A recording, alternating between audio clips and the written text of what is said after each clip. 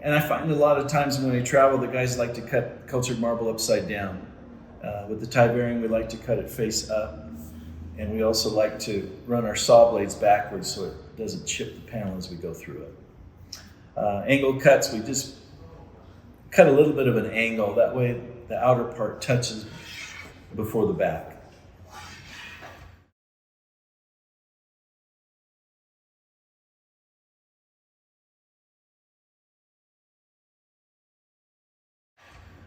Always sand your edges. The Tyvarian, the flow coat on the surface is very sharp. If you don't sand your edges, it'll cut you like a sharp razor blade knife.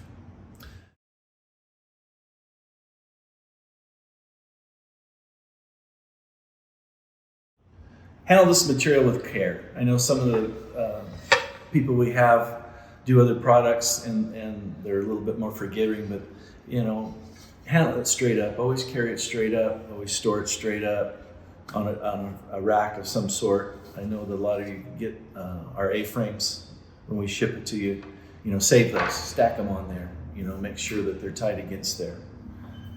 We also, when we cut window wraps or niches in panels, we drill the corners. And some of you guys will understand that from doing similar products.